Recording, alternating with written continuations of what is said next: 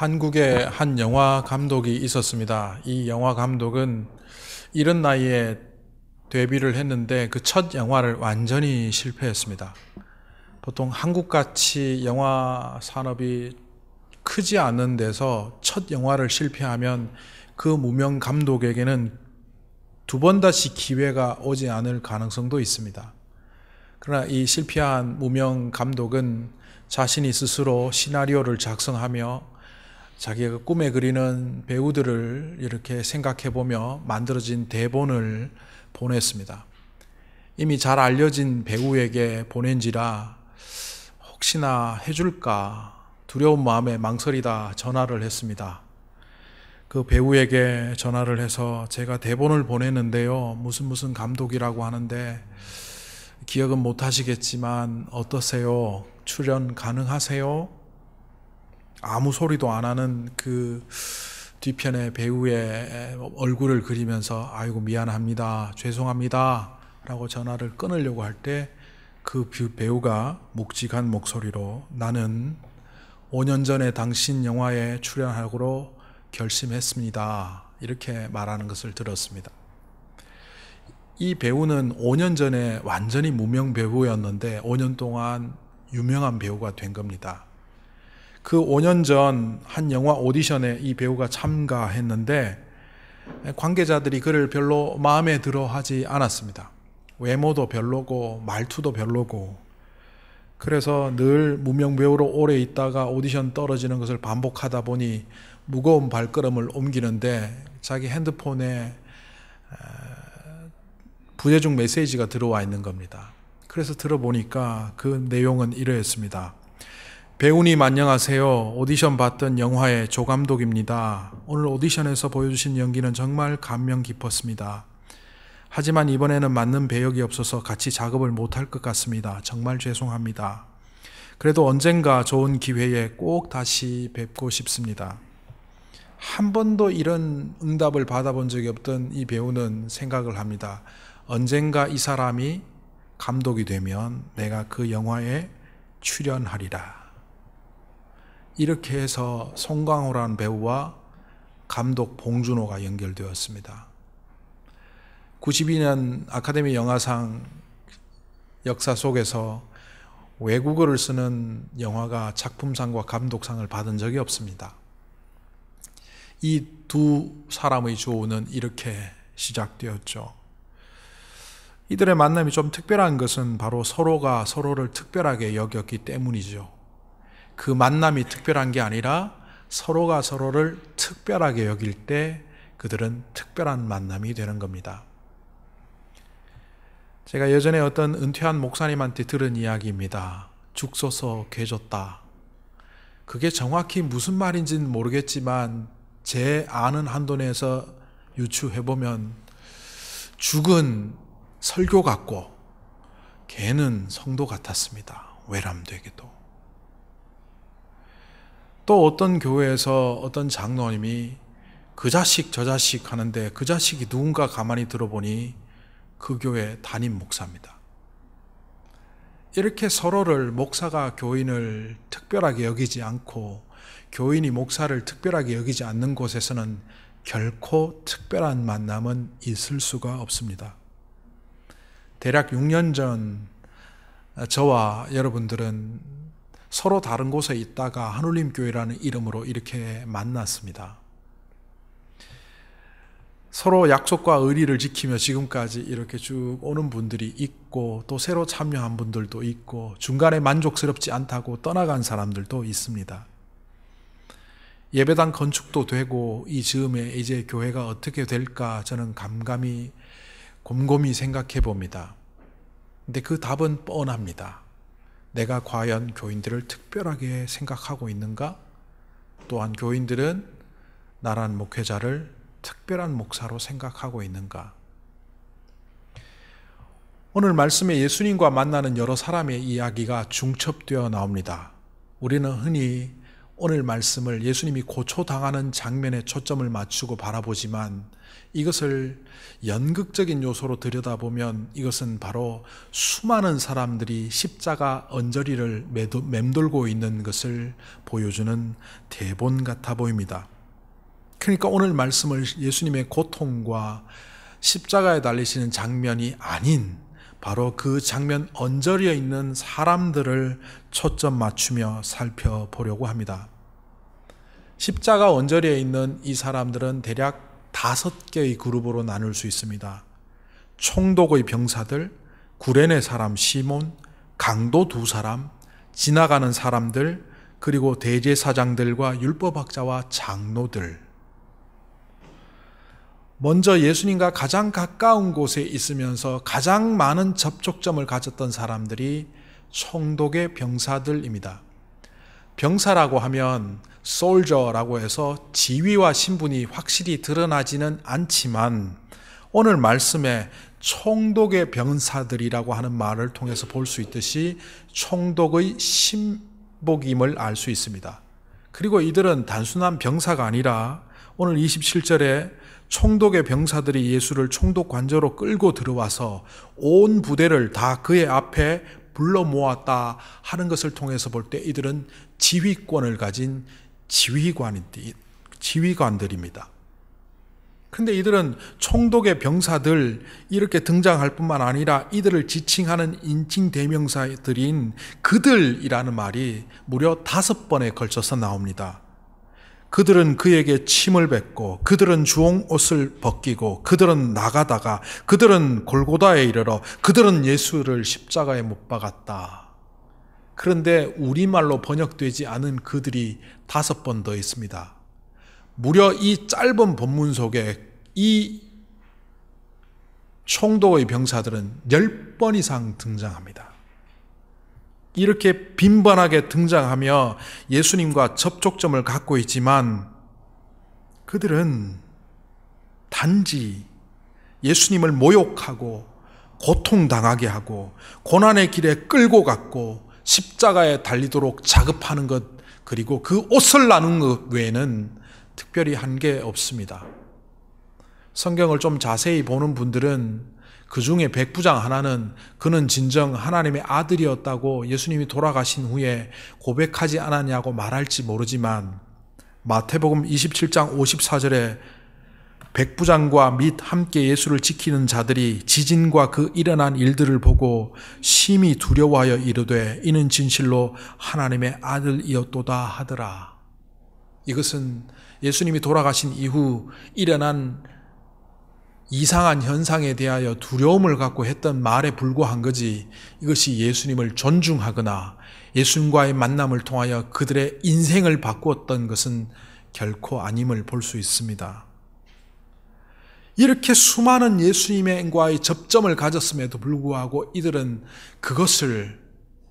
그들은 단지 호송관, 그리고 예수는 죄수, 그 차원에만 머물러 있었을 뿐입니다.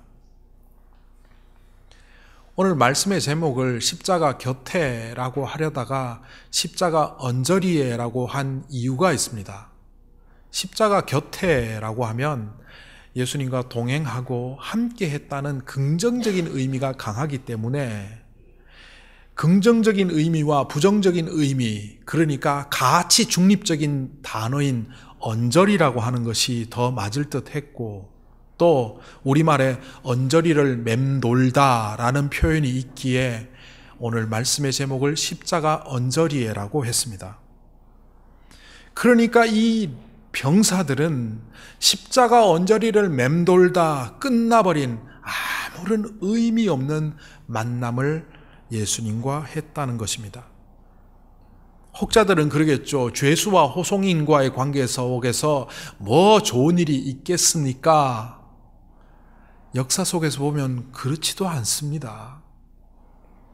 치바 도시치라는 일본 사람이 있습니다. 지난 2월 14일이 무슨 날인지 혹시 아십니까? 많은 사람들이 발렌타인스데이라고 하겠지만 저는 2월 14일은 안중근 의사가 돌아가신 날입니다. 치바 도시치라는 사람은 하얼빈에서 이또 히로부미를 저격하고 루슨 과목으로 안중근 의사가 투옥이 됩니다. 그때 간수입니다. 교도관입니다. 그러니까 원수의 나라에 죄수와 원수의 나라의 교도관이 서로 마주합니다. 시바 도시치라는 사람은 처음에는 자기의 분노를 감추지 못하고 권총을 안중근 의사의 머리에 겨누며 죽이겠다고 협박했던 사람입니다. 그런데 안중근 의사와 대화를 나누며 그 안에 있는 충정을 보았고 신념을 보았고 결국은 이 시바 도시치는 안중근 의사에게 이런 말을 했습니다. 일본이 조선의 독립을 위협해서 미안하고 일본을 내가 대표할 수는 없지만 일본을 대신해서 진심으로 사과합니다.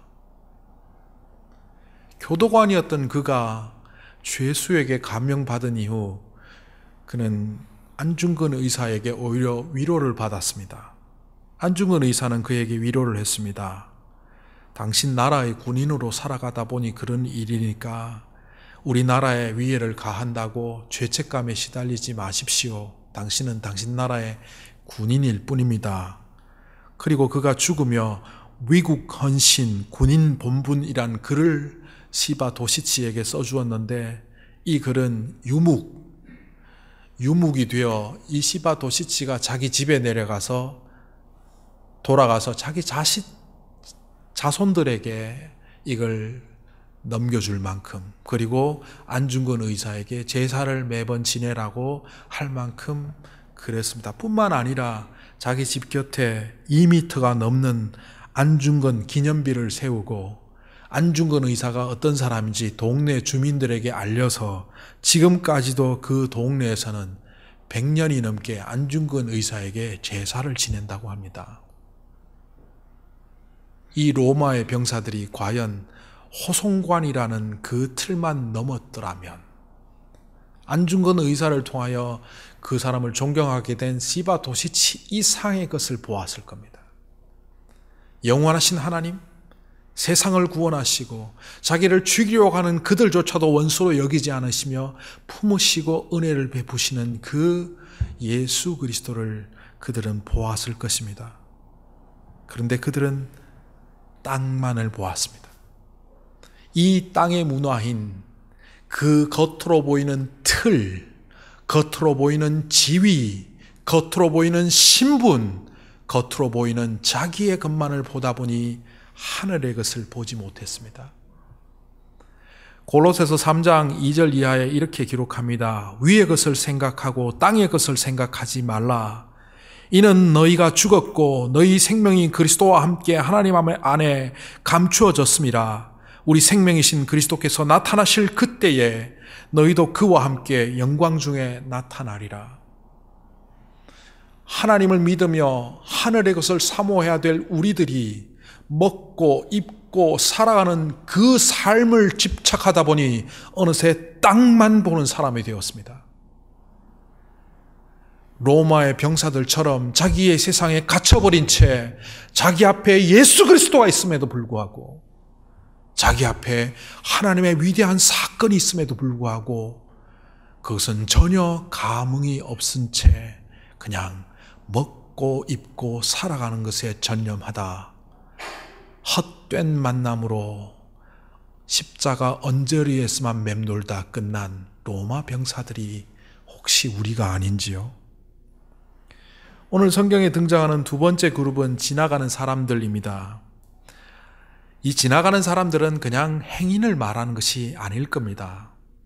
이 골고다라는 곳이 사람들이 다니기 힘든 곳이고 또 쉽게 오지 않는 곳이기에 아마 예수님의 십자가 행렬을 따라온 사람들입니다. 이 지나간 사람들, 이들은 누굽니까? 한때는 예수님을 추종했던 자들이었을지도 모릅니다. 예루살렘에 예수님이 입성할 때 온 백성이 나와서 예수님을 향하여 호산나 호산나 외칠 때 같이 외쳤던 사람인지도 모릅니다. 그리고 예수님 앞에 가서 뭔가 병이라도 하나 고칠까, 그 말씀을 듣고 인생에 뭔가를 얻을까 노력했던 사람이었을지도 모릅니다. 그런데 이들은 빌라도의 법정에서 예수를 십자가에 못 박으라고 외쳤던 사람이요, 그 고난의 길을 따라오면서 예수님을 비아냥거렸던 사람이요, 심지어는 십자가에 매달린 그 예수를 불쌍히 여기기보다는 오히려 그를 모욕하는 그 자리에 선 사람들입니다. 왜 이들이 이렇게 악독해졌을까요?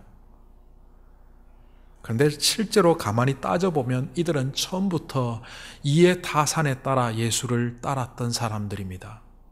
예수를 믿었다기보다는, 예수님을 인정했다기보다는 그들은 늘 자기의 이익을 따라 예수를 맴돌았고, 예수의 언저리에서 맴돌다 이제는 십자가로 말미암아 생길 것 하나도 없다고 생각하고 이해 타산에 따라 예수를 버리는 자리에 그들은 서 있습니다.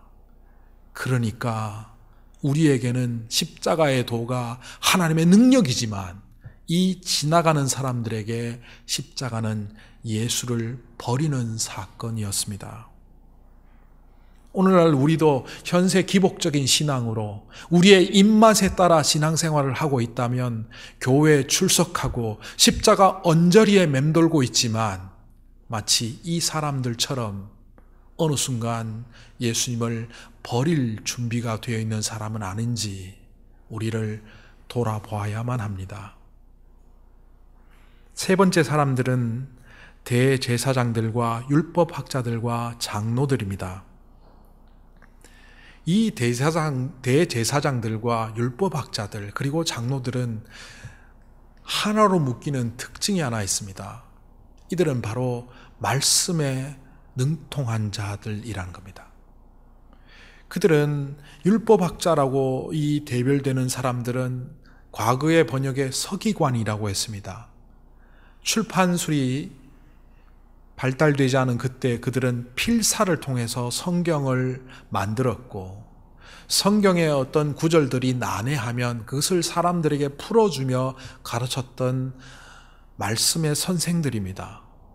그들 중에서 탁월한 사람이 대제사장이 되는 것고, 또 그들에게 영향받은 사람들이 마을로 가서 회당에서 가르치는 사람들이 장로들입니다. 예수님의 말씀 속에도 가끔 너희들은 하나님의 말씀보다 장로들의 유전을 따르는도다 했던 이 장로들의 유전은 바로 구약 성경에서 율법의 613가지 조항을 뽑아내어 장로들의 유전이라고 할 만큼 이들은 바로 말씀에 능통한 자들입니다. 그런데 이렇게 말씀에 능통한 자들이 자기 눈앞에 있는 말씀이 증거하고 말씀이 예언하고 말씀이 이 땅에 오게 되신, 말씀이 육신이 되어 잉태하신 그 예수님을 몰라봅니다. 왜 그럴까요? 이들은 예수님을 예수님으로 보는 것이 아니라 자기의 계산에 따라 저 사람을 따르는 것이 유익할까, 아니면 저 사람을 배척하는 것이 나에게 유익할까를 생각했습니다. 왜 이렇게 되었습니까? 그들은 말씀을 어릴 때부터 접했고 말씀을 한 절 한 절 배울 때마다 삶에 적용해야 가야 됨에도 불구하고 그것을 하지 않았습니다. 긍휼히 여기라 그럴 때 긍휼히 여겨야 됨을 포기했고, 하나님의 뜻을 따라 살아야 될 때 그 살아야 되는 자리를 포기했고, 하나님의 말씀을 지식으로는 충분히 채웠지만 그들의 손과 발로는 전혀 하나님의 말씀대로 살지 않았던 그 습관들, 악한 습관들이 그들의 버릇처럼 자리 잡고 그들의 삶의 양식이 되어서 그들의 삶의 형태 속에서 말씀은 단지 살아가는 지식일 뿐 살아가는 방법은 되지 않았다는 겁니다. 구약의 선지자들을 통하여 하나님은 누누이 말씀하셨습니다. 나는 너희들에게 양과 염소의 기름을 요구하는 것이 아니라 나를 아는 것, 나의 인애와 자비와 긍휼 속으로 그 긍휼과 자비를 들고 세상으로 가는 것, 그것을 원한다고 말씀하셨음에도 불구하고 이 율법학자들과 장로들과 제사장들은 그것을 전혀 하지 않았습니다. 그래서 그들의 마음속에 긍휼은 사라졌고 자비도 사라졌고 하나님의 뜻을 따라 살아야겠다는 인애도 사라졌습니다. 요한일서 4장 7절 이하에 이렇게 기록합니다. 사랑하지 아니하는 자는 하나님을 알지 못하나니 이는 하나님은 사랑이심이라. 하나님의 사랑이 우리에게 이렇게 나타난 바 되었으니 하나님이 자기의 독생자를 세상에 보내심은 그로 말미암아 우리를 살리려 하심이라. 사랑은 여기 있으니 우리가 하나님을 사랑한 것이 아니요 하나님이 우리를 사랑하사 우리 죄를 속하기 위하여 화목제물로 그 아들을 보내셨음이라. 사랑하는 자들아 하나님이 이같이 우리를 사랑하셨은즉 우리도 서로 사랑한 것이 마땅하도다. 우리 또한 하나님의 말씀을 건성으로 듣고 귀로만 듣고 내 삶의 종교적인 유흥처럼만 듣고 있다면 우리는 어느새 하나님의 긍휼과 예수님의 자비와 예수님의 말씀과는 상관없는 사람이 되고 말죠. 제가 한국에서 목회하는 친구 목사에게 들은 이야기입니다. 교인이 수백 명이 되는 교회인데 그 교회는 여러 분파가 있답니다. 그래서 무슨 분파가 있는데 했더니만 이 찬수파, 유기성파, 김동호파 주중에 설교를 얼마나 많이 듣는지 어떤 사람은 이찬수 목사 설교를 일주일 내내 듣고 유기성 목사 설교를 듣고 그러고는 와서 담임 목사에게 그런답니다. 목사님은 이찬수 목사처럼 재밌게 설교를 못하네요. 목사님은 유기성 목사처럼 영적 깊이가 없네요. 목사님은 김동호 목사처럼 신랄하지가 않네요. 그리고는 서로 앉아갖고 이찬수파와 유기성파가 싸운답니다. 어떤 목사가 더 훌륭한지. 웃기지도 않습니다. 하나님의 말씀을 듣는 것도 중요합니다. 믿음은 들음에서 나기 때문에 들어야 합니다. 그런데 그 들음이 들음으로 멈춰버리면 고인물이 썩듯이 썩어버립니다. 우리의 삶을 통하여 나오지 않으면 어느새 그 말씀은 남을 공격하는 칼이 됩니다. 좀 전에 큐티 나눔에서 나왔지만 요한복음에서 대제사장이 뭐라고 말합니까? 그 선지자들이 했던 말, 한 사람이 죽음으로 민족이 유리하게 된다는 것, 그것은 하나님의 말씀이지만 대제사장이 무엇을 통하여 그것을 사용하였습니까? 예수님을 죽이는 데 사용했습니다. 예수님을 죽이는 칼로 말씀을 사용했습니다. 우리의 마음속에 사랑이 떨어지고 말씀대로 살겠다는 마음이 떨어져 버리고 십자가의 언저리를 맴돌기만 하고 있다면 우리들은 수많은 적들을 양산하고 교회 안에서 내 친구들을 통하여 끊임없이 나의 원수들을 만들어내는, 원수를 사랑하라가 아니라 원수를 만들어내는 예수님의 반대편에 서는 자들이 됨을 오늘 이 율법학자들과 대제사장을 통하여 우리의 모습을 발견해야 합니다. 네 번째 사람과 다섯 번째 사람은 묶어서 한번 볼까요? 오늘 말씀에서 이 강도는 그냥 별로 관심 없이 지나갔지만 다른 복음서에 비추어 보면 이 강도는 두 명이고 분리되어야 하죠. 한편 강도와 또 다른 편 강도입니다. 우리가 흔히 오른편 강도가 훌륭한 사람이라고 말하지만 성경에 오른편 왼편 가리지 않습니다.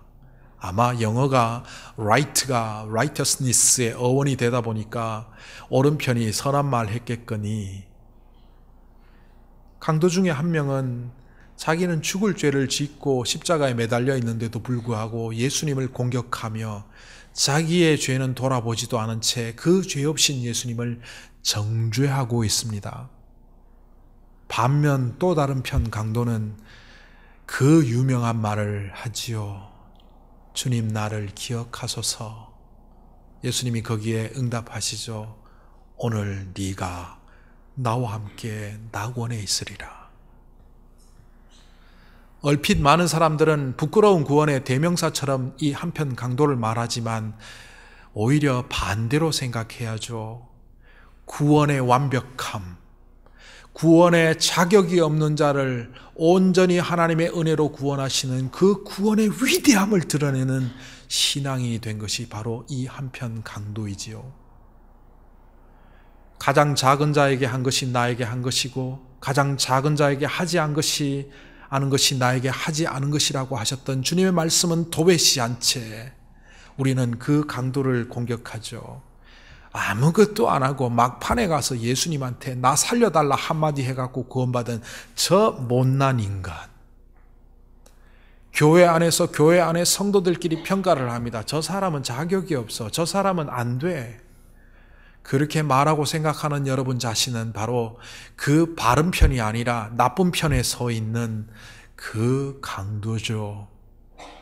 이웃을 십자가에 못 박을 뿐만 아니라 심지어 예수님조차 십자가에 못 박는 그 강도. 마지막에 구레네 사람 시몬을 한번 보십시오.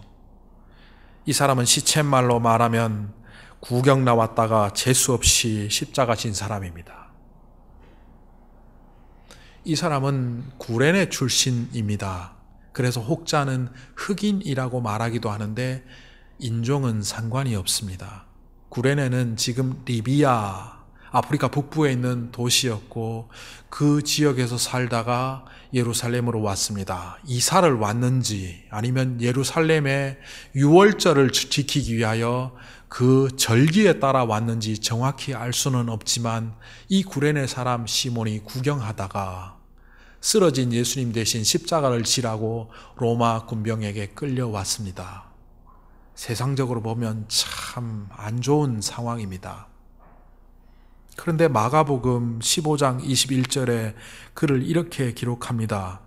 마침 알렉산더와 루포의 아버지인 구레네 사람 시몬이 시골로부터 와서 지나가는데 그들이 그를 억지로 같이 가게 하여 예수의 십자가를 지우고. 루포의 아버지라고 소개되었는데 이 루포는 바울의 서신에 이렇게 나옵니다. 루포의 문안하라. 루포의 어머니가 바로 나의 어머니라. 신약교회 바울의 위대한 동역자 중에 한 사람이었던 루포는 또 그의 어머니는 교회로부터 존중받아야 된다고 바울이 말했습니다. 심지어 그의 어머니가 나의 어머니와 같다. 교회의 어머니라고 말합니다. 이 여인이 누굽니까? 구레네 사람 시몬의 아내입니다. 성경의 사건이 일어난 AD 30년경 그리고 성경이 기록된 AD 60년경 이 30년의 시간 동안 지나가던 행인에 불과했던 구레네 사람 시몬은 교회의 훌륭한 지도자 역할을 감당했습니다. 그러다 보니 믿거나 말거나입니다. 성경 외에 다른 전설과 같은 내용에 보면 부활절날 계란을 먹는 이유는 구레네 시몬이 계란 장수였기 때문이라는 말까지 있을 정도입니다. 실제로 이 사람이 계란 장수였답니다. 우연히 그 자리에 가서 십자가를 진 것 같았지만 지나고 보니 그것은 필연이었고 그 예수님에 대하여 관심을 가졌더니 부활했다는 소식을 듣게 되고 그것을 잘 아는 사람을 찾아갔더니 그들은 성령을 경험한 후 교회를 세웠고 그 교회에 동참하여 아들들과 함께 아내와 함께 복음을 전하는 사역자로 설 때 그는 십자가의 언저리를 맴도는 사람이 아니라 십자가를 지고 나를 쫓아라는 주님의 음성처럼 고난과 어려움을 각오하고 생명을 걸고 복음을 전하며 그 인생의 대전환점을 가진 것이 바로 오늘 이 말씀의 십자가를 지고 가는 자리였습니다. 저와 여러분은 공공연히 사람들에게 십자가 곁에 있는 사람들이라고 일컬어지는 교회 다니는 사람 그리고 그리스도인입니다. 그런데 우리의 십자가 언저리는 혹시 로마 병정들의 그 십자가 언저리는 아닌지요? 혹시 서기관과 제사장들과 그리고 장로들이 지식으로만 습득한 그 십자가 언저리는 아닌지요? 혹시 지나가는 행인들처럼 이해 타산에 따라 예수를 따라왔지만 결국에는 예수를 버리고 마는 그런 십자가 언저리를 맴도는 사람들은 아닌지요? 죽어가면서조차 예수를 정죄하며 고래고래 악따기를 발휘하는 그 악한 강도 같은 십자가 언저리는 아닌지요? 늘 자기중심적으로 살아온 제자들을 향하여, 심지어 예수님의 사역길조차도 방해하는 제자들을 향하여 예수님은 이런 말씀을 하셨죠. 자기를 부인하고 자기 십자가를 지고 나를 좇으라. 십자가 곁에 있는 우리들이 nominal 크리스찬, 명목상의 크리스찬으로 십자가 언저리만 매돌다 그냥 헛되게 끝나는 잘못된 만남일까요? 아니면 평생의 동지가 되고 서로를 특별하게 여기며 서로 특별한 만남으로 만들어가며 저와 여러분이 하늘님 교회를 통하여 주님과의 특별한 만남을 통하여 이 땅에 복음의 특별한 역사를 펼쳐가는 십자가의 사람들일까요? 오늘 십자가 밑에서 우리 자신을 돌아보는 우리 모두가 되기를 간절히 소망합니다.